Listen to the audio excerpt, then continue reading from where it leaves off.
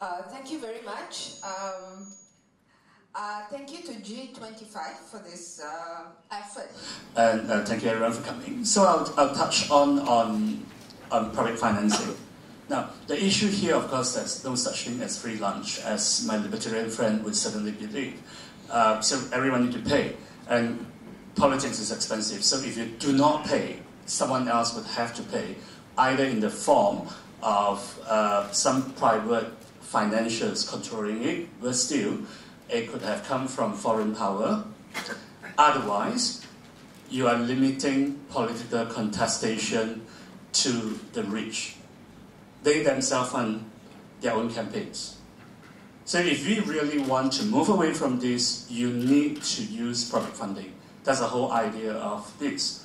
And through public funding itself, you can, even without a full disclosure, even for whatever reason, we cannot control everything else. For the monies that come from the public, that go into the party, you can demand transparency 100%.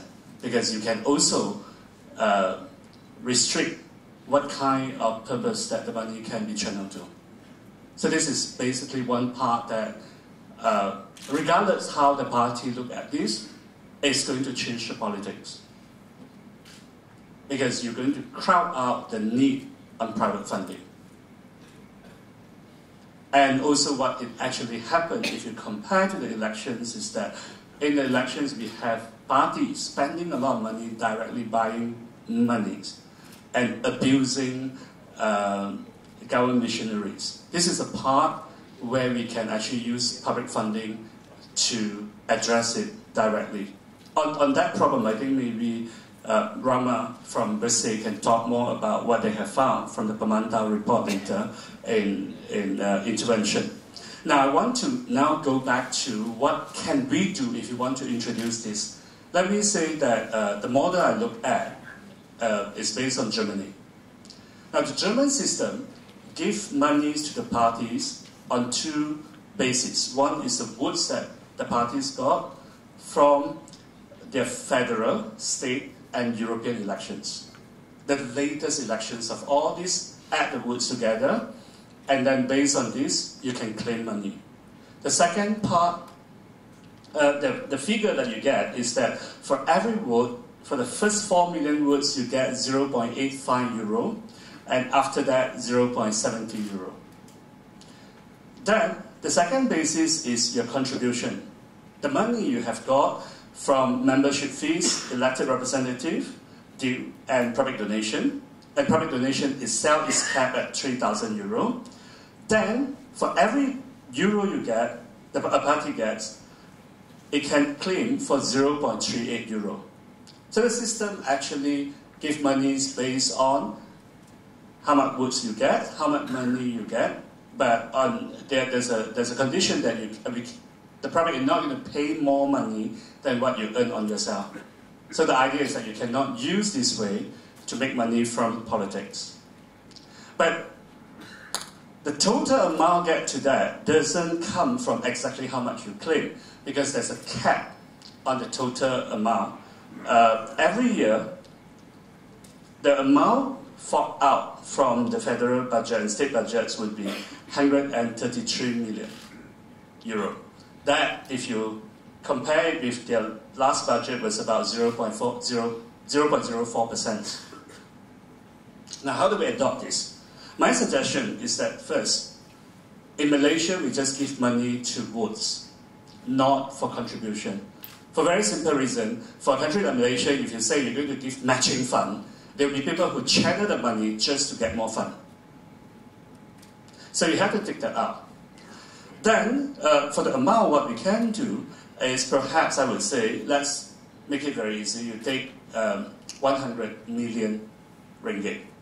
That would be equivalent to 0.36% of our budget for this year. So you fix that amount until there's a need for you to change the amount, otherwise it will be 100 million. And then, because we now no longer need to combine all the money you have to do, you can directly just calculate the percentage of votes from the last federal and state elections. In the future, if you have local elections, you can add that in too. What do you mean by last elections? take Sarawak for example, you would count the votes gained by received by each of the parties in 2008 for federal election and 2016 for state election. You add them together and then you calculate this as a basis. So you add all the parties' vote share and say this is what you get, and you split the money according to the percentage.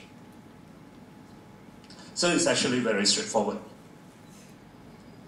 And how many should we put a threshold for the party to be entitled to qualify for this money? I would propose 0.5% for federal votes and 1% for state votes. Meaning that for you to qualify in a state elections, you need to get at least 1%, and for federal, 0.05%. It need not to be both, because a party can just contest in one election, choose to contest in one election. As long as you reach the threshold, you are entitled to claim. Now this is important, not just to curb corruption, that's the main theme here, but I want to stress, why is it important to use money to reform political competition in itself? Now today, our politics are actually very rigidly tied down to communal issues, to identity politics. Partly, a big part of that really comes from first past the post, but this is not the forum to debate that. The other part, it also has got to do, if you are not communally based, you do not excite your voters. Therefore, you don't even get enough money. And you can run. So you may have parties who say, I want to fight for environmental protection, but this is not very sexy unless the cost becomes very big. Otherwise, you don't get that money. And without money for the party to survive, they would not be able to make it bigger later. So by having public funding, you actually help to diversify the politics we have. Now this is a point where we have to go back to a lot of things people talk about after May 9. They say we want to see communal politics being winnowed out from the system. How do you actually phrase out communal politics? It's not really to talk about inter-communal, inter-ethnic, inter-religious unity. Unity doesn't work for democratic elections. Because if everyone gets united, how do you have competition? It doesn't work. The only way for you to phrase out communal parties, to phrase out communal divide, is to create non-communal divide. We need people to fight, to find new reason to fight over each other passionately and not see each other as devil, as enemies. And monies come in importantly because it helps people to develop their ideas. What Professor talked about just now. You need people to run the ground. You need them to create different products so people get excited. I mean, if politics doesn't excite you, you have another problem with democracy. So, all this serve for a better purpose. I want to end my comment here with a critique on constituency development funding. I'm sure you read about this. That happened in the first 2 weeks after May 9, when Prime Minister Dr. Mahathir announced that Pakatan Harapan MPs will get 50,000 for 500,000 for constituency development and 200,000 for their constituency service centre. And the opposition would get 100,000. Now, if you want to compare with Barisan Nasional, the progress is infinity, mathematically speaking, because Barisan Nasional gives nothing.